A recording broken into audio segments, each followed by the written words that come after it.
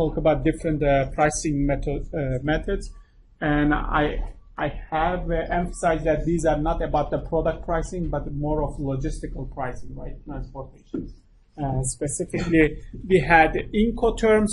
That's basically a purchasing class material, and the idea behind it is that who pays for the transportation and who owns the product when it is on the move, especially for the international trade.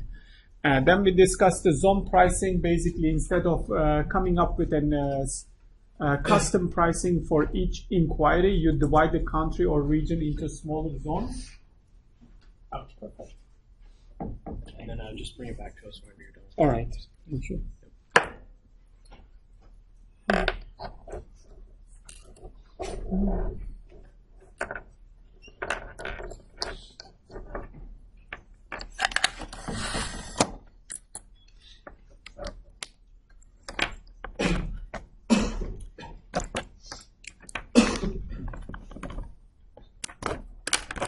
Let's see.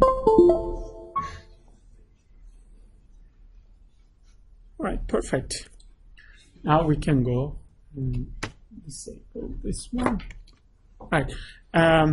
Zone pricing, as the name suggested, I think I was talking about that one, right? You divide the country or region into smaller zones, and within that zone, the prices are, or the costs are the same. This was an example we discussed. Usually when you divide the zone, you reduce the number of calculations you are making, and hopefully that generates some savings. And if you share that savings with your customers, then everybody sees less cost at the end. Right? The other one is the single or uniform pricing. In this category, basically the entire region or a country, USA, is a single region, single zone, and everywhere you can pay the same amount. We discussed the flat rate boxes, right? You could put anything in it, and it ships for the same price, or stamps for mails, right? You can put a single stamp, and it goes to anywhere in the country. Now, the freight equalization and basing points are usually done for commodities. In commodities, usually the price is determined at a marketplace, like a stock exchange, for that commodity, and then the suppliers or sellers do not really compete on the price of the material, right? Instead, they try to compete on the credits, delivery terms, and finally the transportation cost. Let's say there are two suppliers, they are geographically located in different places. In this case, if the price of the product is the same, the supplier close to the customer will win the bidding because their transportation cost is going to be less, right? For sake of simplicity, let's say there are two suppliers, one in Mexico, one in China, and you are located in US. If you try to buy this product, the Mexican supplier will always win, right? If it is a commodity at a fixed price. So what Chinese company do is that they say, we will basically give you the same transportation cost, equalize their freight fees, right? Then it comes to other conditions that you are dealing with, and you may choose one vendor or one supplier the other one over other one. Basing point pricing works in a similar way, but instead of kind of equalization with another supplier, you just determine a couple of one or multiple points in a region as your originating point. For example, again, if you are that Chinese company, you may say, we will take care of the shipment from China to Los Angeles, Long Beach, and then you have to basically take care of the shipment. So your basing point could be that entry port, right? You could have multiple basing points, could be Los Angeles, Long Beach, Seattle, Port of Houston, North Carolina, or New York, depending on what you want to do, right? And that way, although physically you are away from your customers, you still claim to be kind of close in terms of transportation, right? Then we have incentive pricing. This is more common, right? We do a lot of forward buying, we discussed in the past, because there is an incentive, right? They may give us a reduced price if we buy multiple items.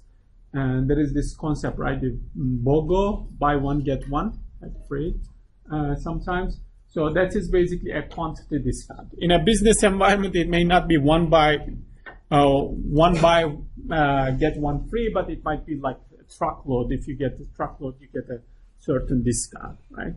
As you get more discounts, you might want to consider buying more. I think it is in the purchasing class. You will see how many you should buy in a forward buying environment. But again, you just basically have a trade-off between buying too many and keeping it as an inventory for a longer period of time, or buying at the regular price and having a less inventory, right? So hopefully you will see in that one in the purchasing class, right? So with that, basically we finish the product side of it. The next item is the customer service itself. Now, especially in the industrial distribution, customer service is used to differentiate companies, right? During a competition environment. If you are selling the same product around the same price, so you can offer new services to differentiate and be more valuable for your customers. Those services could be technical assistance. You have technical salespeople who consult with the customers. It could be managing their inventories, which is called vendor managed inventory, so you take care of those. It could be delivery terms, faster deliveries, and so forth, right? But all idea is basically differentiating yourself from customer. Theodore Levitt was an Harvard Business School faculty. In this class, I have told you many times the objective is making money, right, for a business. He defines it a little bit different, says rather than merely making money, it is to create and keep customers, right? Guess what? If you create new customers and keep them in your business, you will basically make money, right? And that gives you an idea that, you know, you shouldn't be too much worried about making money if you can create new customers and keep them as your customers, right? For most of the businesses, that is true. There are some businesses, they constantly need to find new customers, right? That's really not a good way, because usually finding a new customer is like 4 or 5 times more expensive than maintaining your current customer, right? I don't know if you guys have ever seen late in the evening, you get these ads for some bidding sites, and they say, oh, I paid like $3 and got this iPad. I paid $20, got this nice laptop. Have you seen any of those? Right. Those websites have to advertise constantly because their customer satisfaction is really low. The reason is that if you know the eBay business model, bidding on item is free. So as long as you win, you don't win the item, you don't pay for anything. But on those websites, you basically buy credit to bid on items, right? So you pay $5 to bid on 5 times, let's say, and you pay, and if you win with that $5, that's fine. And you get the iPad for $5. But if you don't win, then you basically lost $5. Right? For that individual who I would say lucky, got it for very cheap, but there are so many others, they paid money, but they couldn't get any product, right? Because of that, I guess the customer satisfaction level is so low, they have to advertise constantly. You don't see eBay advertising that much because they have a different business model, right? And sometimes actually on those websites, you have to pay more than the product value to get a product. Do you know that? It's about human behavior. So let's say this product is $10, you already spent $9, you are not going to let it go.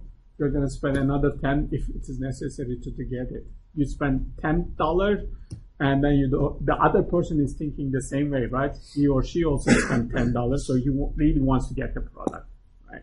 So you just bid it, and somebody give up at the last minute. You may basically pay more than the product value and don't get the product, right? So that's why they have really low customer satisfaction, right? For customer satisfaction, there are different elements into it, and they are price of the product, quality of the product, and the service associated with the product itself, right? And the customer service is integral part of marketing mix. It is, we discussed this 4 Ps in the past, and we mentioned the physical distribution. There is a customer service as well, right? If you don't get that customer service, basically you will not do business with a company in the long term. Right.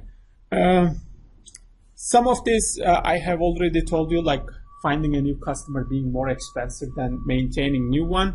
So there are a lot of basically quotes like that in articles. You can go find some of them yourself.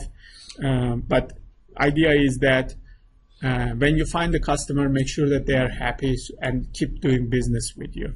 Otherwise, it's more expensive for you. Right? When we talk about the customer service, we divide the customer service into 3 categories. Those are basically pre-transaction elements before you provide the service or sell the product, right? And then the transaction elements, these are the things that happens when the customers are buying the product or using the services, and then the post-transaction elements. Now, some of these elements, when we as end customer deal with a business, don't really care. I'll touch on them as we go. But if you are a business doing business with another business, it becomes more and more important, right? On the pre-transaction element, written statement of policy, basically, for example, what is the return policy? What happens if the product damaged? What happens if it is not delivered on time? You want to see all these things beforehand if you are a business trying to do business with another company. Organizational structure, again, you don't know or care who deals with you in a Best Buy store, or what is the hierarchy in the Best Buy store or Walmart. You just go find the customer reps. If that doesn't solve, perhaps the store manager. But if you are a business, it is really important. For example, if a business, your supplier, let's say, has too many structure, and if there is something wrong, you have to deal with each of those steps to go escalate your issue and finally get a solution. Versus a leaner company, which has like salespeople, then territory manager, and perhaps the VP, and then senior VP and the CEO. So you know that worst case in 4 steps, you're going to hit the CEO level, right? So it really is important. System flexibility. So this is when they deal with you, are they providing different ways of, for example, ordering, phone, internet, faxing. So that is important. If something goes wrong, would they work with you? So you really want to know all this in advance. And then the technical services. Again, as end customers, we may not really care much about these things. But if you are buying a machine which is a couple of $1 million worth, you better know that there is a technical support and services associated with it, right? Then we come to the transaction element. So you basically, with the pre-transaction, you convince the customer to buy from you, right? Now customers are buying. We discussed the back order. Right? It's an important deal for a business, because if you don't have it and if you don't back order, that means they have to keep calling you until you have the product, right? But if you at least back order, then they know that you are going to ship when it becomes available, right? Order cycle time, and we'll discuss that one more in detail. Transshipment.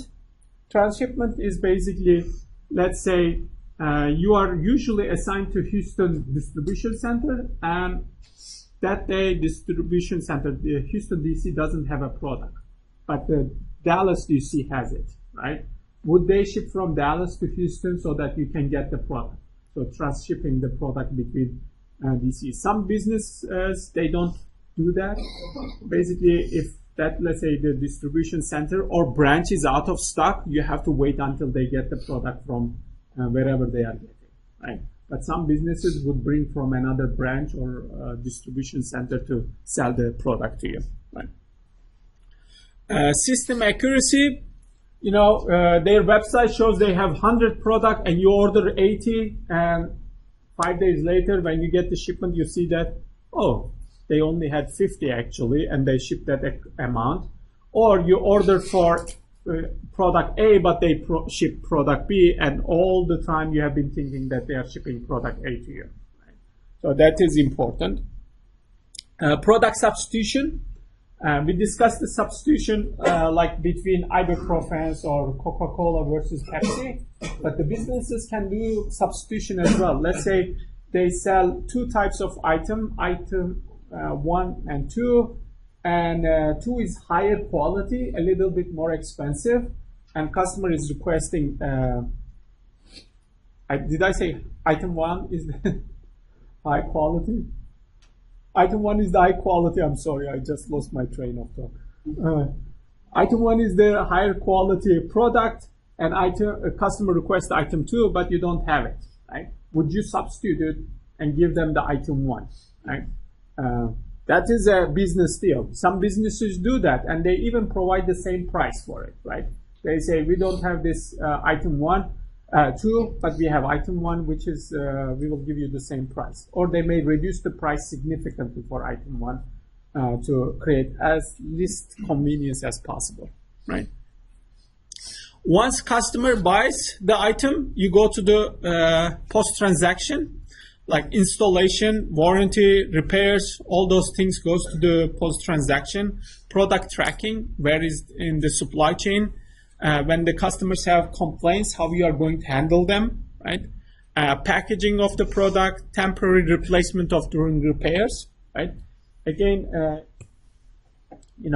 sometimes we have a laptop, it may have an issue, you may take it to Best Buy store, their geek squad work on it, but they don't give you another laptop if it's going to take 2-3 days. You just go back and work, right?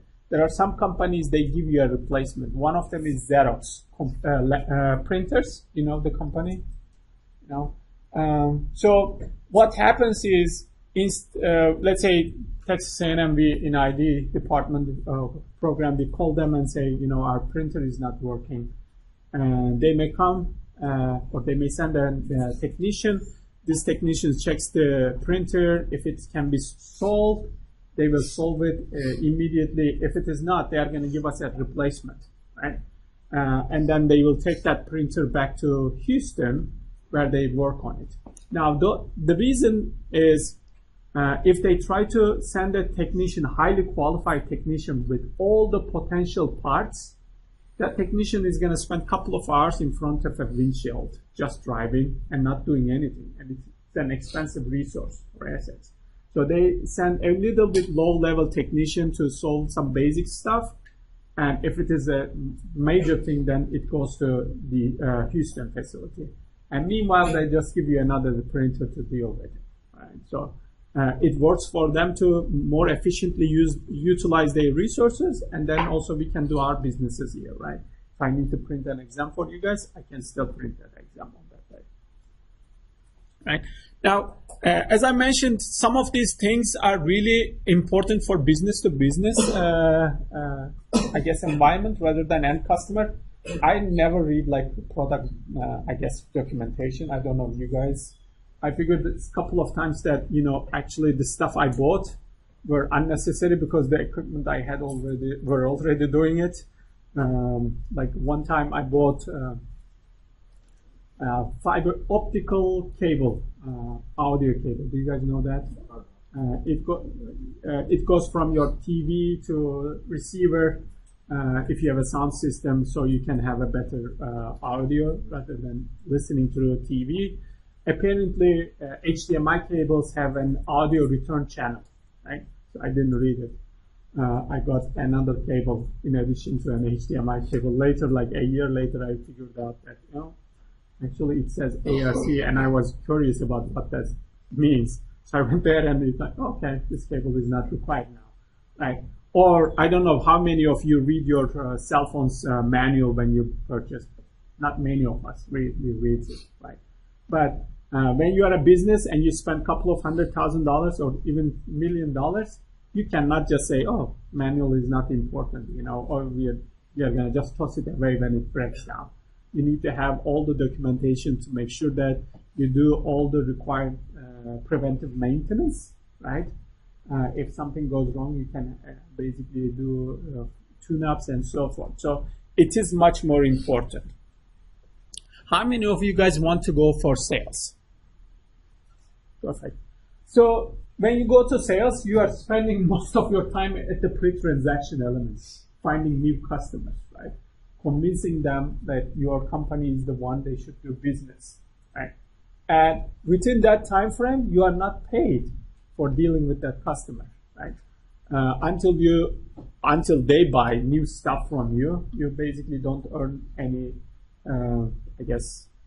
incentive from that customer, right? And it could be a lot of money. You might spend hundreds of hours to deal with this customer, make presentation, go do site visit, give them some technical assistance and so forth to bring them on board, right?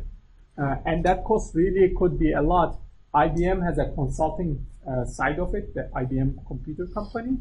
And there was an article on HBR, Harvard Business Review, about 4 or 5 years ago. Apparently their pre-transaction cost is about $250K per client, right?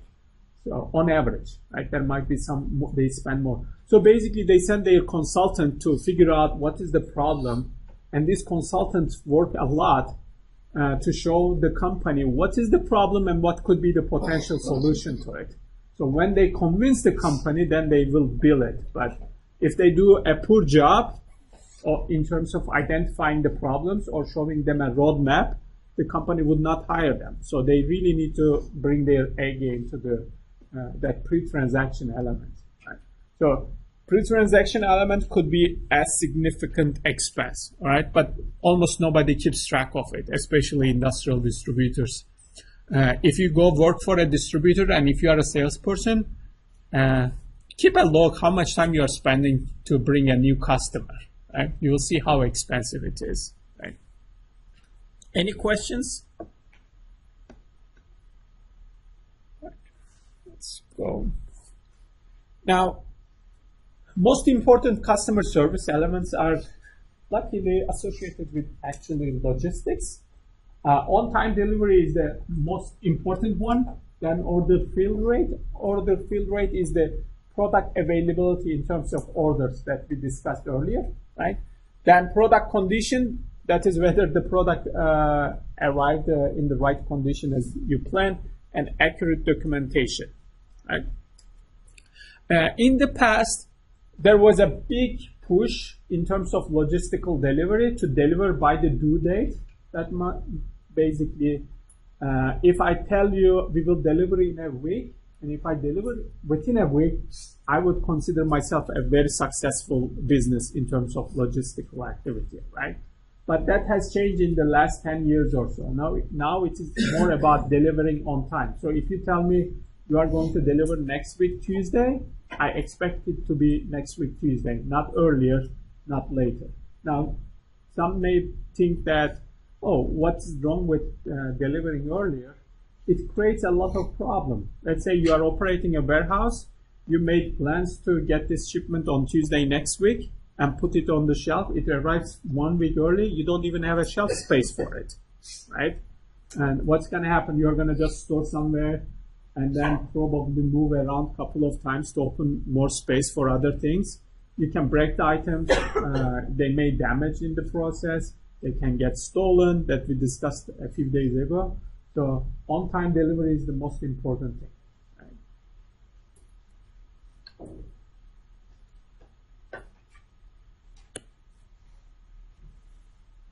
Right, so there was a survey, this is a little bit old now, 2005, around 2005. So they asked people, like, what are your complaints, right? 44% said it is the late delivery. So the company tells them like next week Tuesday, but they cannot deliver next week Tuesday, it comes later, right? Again, in the last 10 years or so, things have changed. Right. Product or quality mistakes, that product is basically they ask for A, they get B's, and so forth. Right? Damaged goods, So they bring something, but it is damaged. UPS had a big problem with Amazon deliveries about 5 years ago. So they would deliver a lot of broken items, and Amazon was planning to drop them actually from being supplied for transportation delivery. Because if you keep deliver, damaged products, Amazon is a great company. They ship immediately another one, and they of course file a claim with UPS. But it's just a hassle. They have to handle the product twice to sell the same item, right? Even if they get the money back for the damaged good, right? So, and frequently cut items. That means you go tell your customer they can buy these items A, B, C, and they say, yeah, that's a great idea. Let's buy from you. Next time they call you, say, we want the product A, and you say, sorry, we are not selling it anymore, or we don't have it. Right? That creates a lot of issue for businesses. Let's say you are one of those businesses having problem with the supplier. What would you do to resolve the issue or avoid it? What would you do? What do you do when you have a problem with a product? Buy another one. Communicate with them, like salesperson, let's say. What else? Return it. Don't buy ever from that company if it continues. So basically, businesses do similar things. Right? So 29% reduce the volume of business. Let's say they used to buy 100 items a month. So they basically go find another supplier and allocate some portion of that demand to that supplier, right? Because that way, if the supplier fails significantly one day, they have at least another one to buy from, right? So you keep two suppliers. Then they call the salesman or manager to tell them that they are frustrated with the process or with the deliveries or whatever that is. Stopped all purchases. Some of them goes to extreme. So you are failing with the product A, they just stop buying A, B, C from you, right? Because it gives them power too. If they go try to negotiate with another company saying, we will buy A, B, C together, would you give us a better deal? Probably they will give a better deal than just buying A from that company, right? So it is kind of important. And even beyond the better deal, I mean, you have limited number of employees and they have limited number of time a day. You don't want to deal with tens of different companies if possible. Consolidate them, have single contact, that gives them better management of their time. Discontinued items. So basically, once they will basically stop buying this, whatever it is, and keep buying the others. Refuse to purchase new items. You offer new items in the future, they will not buy it because they are not happy. Refuse to support promotion. Sometimes you go to H-E-B or Walmart, there's like a mountain of product over there. They have a big promotion going on, and that can happen in the industrial side as well. Let's say you have too many of these inventories and you want to get rid of them by creating some incentive. You say, if you buy one truckload, we give you like 80% deduction, 80%, let's say, price deduction. I'm making up numbers here. And they may say, no, we are not buying from you anymore, so we'll just skip this one. Right? So you cannot even sell your product. It's important, basically, to keep your customers happy. Right. Order cycle time. We discussed this one many times so far, which starts from the time customer orders and end when the customer gets delivery. It has different components to it. The transportation time, order transmitting time. This is instantaneous right now in an internet era, right? When you order your Amazon order, it goes immediately to Amazon. But it is also possible that a business may need to fax it, right? In that case, you fax it, it goes there, but somebody needs to pick it up and basically enter to their system. So it may take more time. Order processing and assembly time. So this is if they are in a production environment. production time itself, and stock availability. Now, if you have the stock or inventory available, then you're going to go pick it up and ship it to customer. If you don't have it, that means you have to order it to your supplier, and then when they deliver, you can ship it to your customer. End result, you have to wait for a longer period of time as a customer. So order cycle time goes up. Right? Order cycle time is expressed as a bimodal frequency distribution. Right? What does that mean? Let's see if I can write on this thing. All right.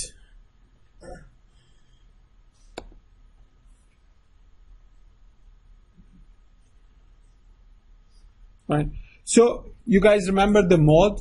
What was mode in statistics?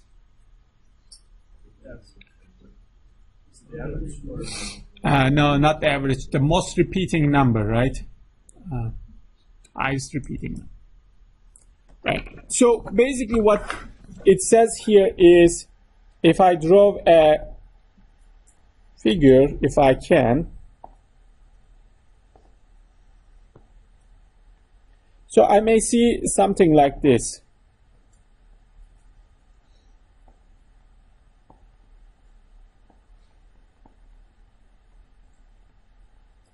And these are days. These are the number of events, or let's say frequency. Right? So these are 1 day, 2 days, 3, 4, 5, and let's say 10, 11, 12, 13, 14, and so forth. Right? So, yeah, let's not make sure that doesn't happen. So in this case, when everything is going according to plan, when you have the production inventory is ready, depending on, let's say, the delivery location, you can deliver it within 5 days mostly, but the most number of deliveries are made in 4 days. So when you deal with your customer, you may say, we deliver within 4 days, right? And that's a good thing. But it is also possible that you send something and it is damaged, right? And then you basically tell your customer, please send it back. We need to confirm that it is actually damaged, or you are not lying to us. And then they ship it back, and then you check the product and you ship it again, right? And then you probably will be in that 10, 11, 12, 13, 14 days range, right? As an end customer, right? Because you order on day, let's say 0, it took 10 days or 15 days to get the final item that you requested. Now, with this idea of beam model is that when you are dealing with companies, you will hear statements like 95% of our customers receive the product in 3 days. Right? What is the question here? You are very happy about the 95%? It is possible that actually in 1 out of 20 cases, you will be in the other group. So you need to know what's happening to the other people. They say, no, the others are waiting for a couple of years. I mean, that's probably a big question mark right there. But you wouldn't believe there are many companies actually, they don't check the overall situation, right? I was doing a project for an animal healthcare product company a couple of years ago, and they were trying to deliver the products in 2 days, mostly actually like 95% next day delivery. If you had a pet, probably you are still buying from them. So this company has this delivery time frame, and they are trying to sign a transportation company to make the deliveries, and they found one on the East Coast. They have a distribution center in Tennessee, and it's going to deliver to North Carolina, Georgia, South Carolina, and a state above it, Virginia, I believe. And this company approached them, and they said, we can deliver next day. And they were really excited. They signed the contract, right? But apparently those who signed the contract were not really thinking deep, because that company could deliver only if you ship it on Tuesdays and Fridays next day. They have twice a week delivery, right?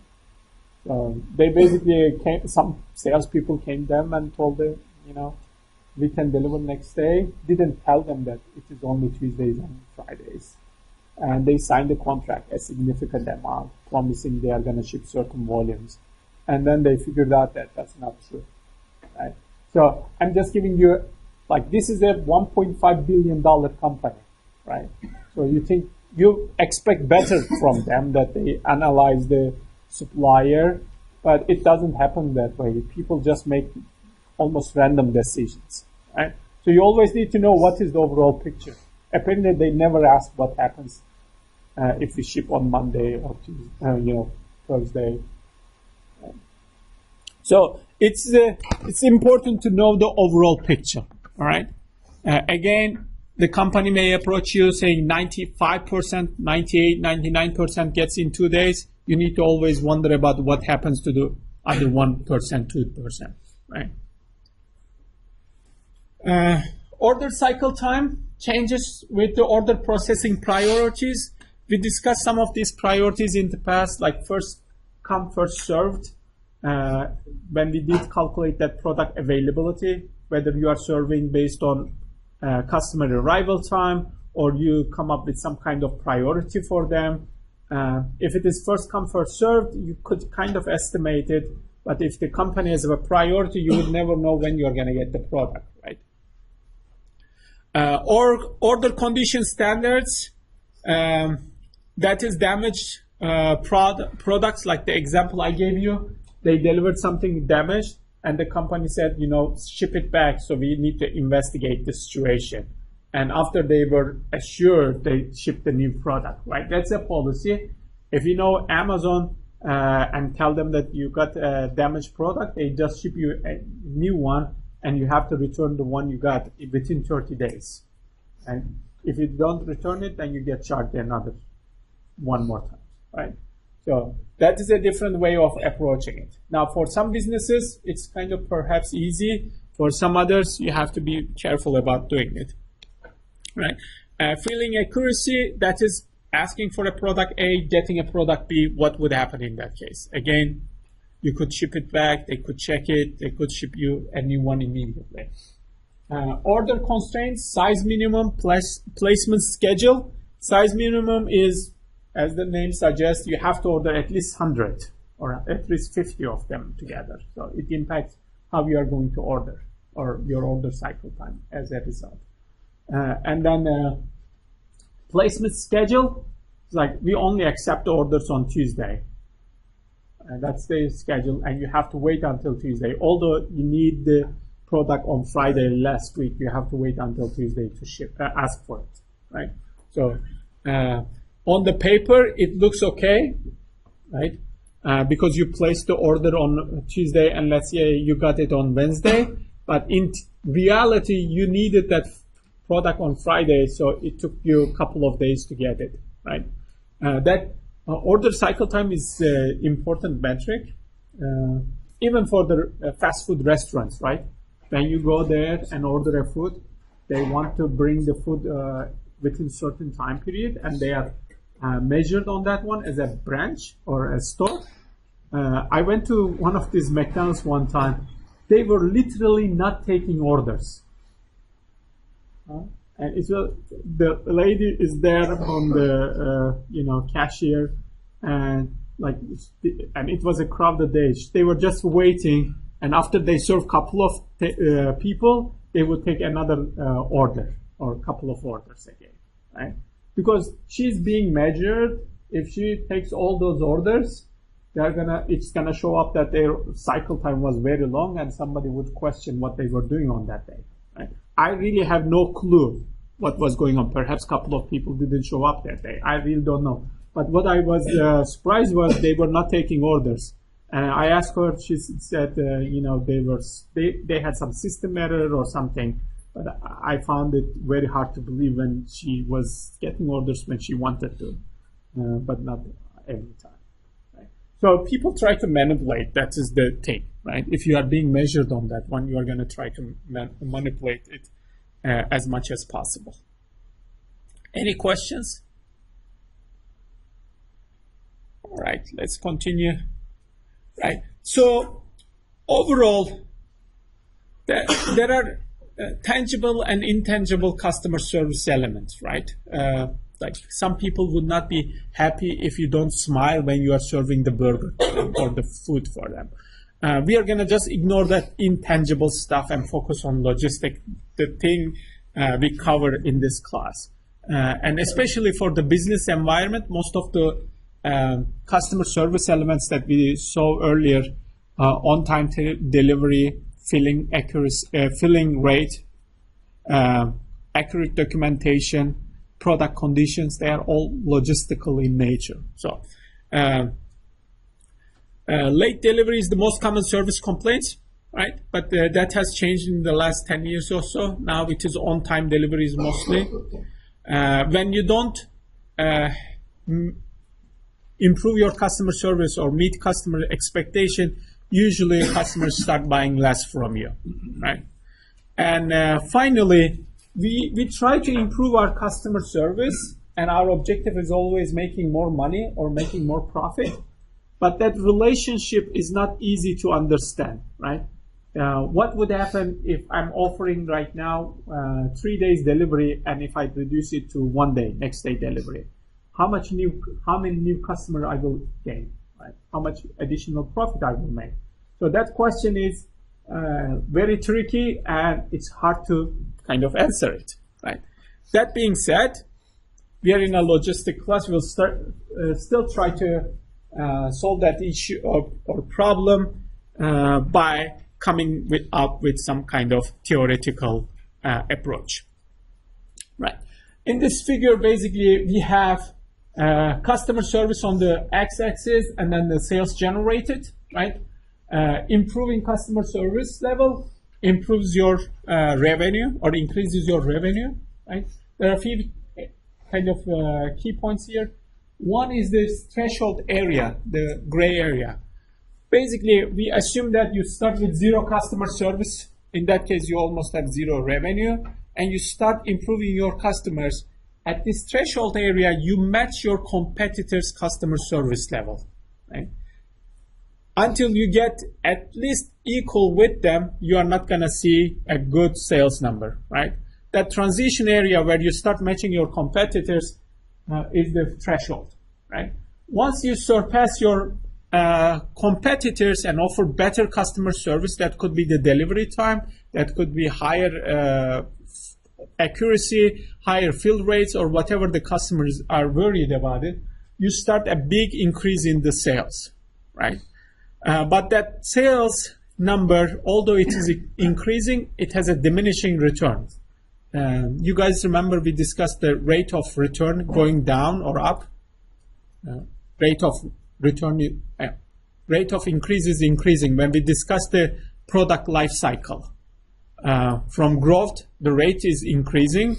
At the maturity stage, the rate is still, or the sales are still going up, but the rate of increase is decreasing, right? So similar things happens here. So rate of increase is decreasing in the diminishing return area. At one point, you will see that you are improving your customer service level, but not generating new sales, right? You offer next minute delivery, nobody is buying anymore, right? Or no new people are buying, right? And this figure shows a decrease after a point, right? It goes and picks up, and then if you improve your customer service level, you are seeing a reduced revenue, right? Now, that is really not possible in terms of logistical service. Nobody will start buying less from you because you make on-time delivery 100%, right? They're just going to buy more. Or nobody will stop buying from you because you offer the best shipping rates, right? That's not possible. But if you assume this x-axis is customer service level, then you may see some decrease after a point, right? I'm sure you guys went to a store and tried to buy something. Sometimes sales associate will come and introduce himself or herself, and they say, if you have any questions, I'll be here. You can come and ask, right? Have you experienced that? I think that's a good salesperson, right? And then some people after that point or two different behaviors you can observe after that point. one behavior is that salesperson stays away from you, but still makes himself or herself available if you have questions. And there are some others, they shadow you in the store. Have you seen that? Like you move, they move, you stop, they stop. I freak out. I immediately leave. Right? The last thing I want is somebody to basically shadow me and try to see what I'm looking at in the store. Right? So that is like going overboard. Right? That if you think that is a service element. Or if you go to a restaurant, one type of bad server is they come take the orders perhaps after a while, then they disappear. They don't even ask you if you need to get another drink or so. Basically, they are lost, right? And they bring the check at one point. That is like almost zero customer service. I don't like going those places, right? I also don't like going places where servers are constantly checking on you. I'm sure you have experienced it, right? Sometimes you go, you're trying to converse with a person, and they keep asking, "Do you need anything else? Do you need?" I just want to say, "Thank you. Don't come here again." But you don't do it, and they keep coming and asking and asking. I think in the mind of that person, they are doing excellent service, right? Constantly checking because probably they experience the other spectrum, right? When the server doesn't check, but then it becomes intrusive. I cannot basically talk to the person I'm with or people I'm with. Right? So that basically sends me in that reduced cost area or reduced revenue area. I will try to don't go a place like that. In a industrial distribution, let's say you are the salespeople, you can experience the same thing. You realize that if you visit certain customer multiple times or more frequently, you can get more orders. But if you start visiting them every day, every minute, I think you will be kicked out of the business quickly. Right? Those people need to work as well. Right? You cannot just occupy all of their time. I mean, it's good to have that balance. You are there when they need it, but don't be too much there. Right? So that is kind of the spaces where you see improving more contact type of thing actually results in lesser revenue generated for your business, right? But in terms of logistical service, never. Improve your customer service and you get higher revenue, right? The question is that, question is that, we know revenue increases as we kind of improve our logistical cost, but the costs start increasing much more rapidly than the revenue increase. So I need to really find a point where I make the maximum profit rather than improving my customer service to 100%, right? Is 100% customer service possible? No, right? We know that one already. So idea here is that if I draw again, let's say here I add one more salesperson, right? And for this one person, I think about this being a business. I have a business and I try to add more sales people so that I generate more revenue. And here I added and I generated so much more revenue, right? Here I am and I'm adding another one here. But what is the revenue increase? Almost flat, right? So basically, at one point, you cannot improve or increase your revenue significantly by adding more salespeople. Here, the cost of adding a new salesperson was so much, or improving your customer service so much. Here, that cost is this much, right? So you spend a lot of money, but get a little benefit out of it. So going from 95 to 96% product availability is going to be much more costlier than going from 50 to 51%, right? So today is Wednesday or Monday? Okay. All right, great. Well, I got lost. So on Wednesday, I was going to say Wednesday, but then I wanted to check it. On Wednesday, we'll see how this relationship work out and how can we calculate the optimal customer service level to make the maximum profit for a business, right? Enjoy the rest of the day. See you guys later.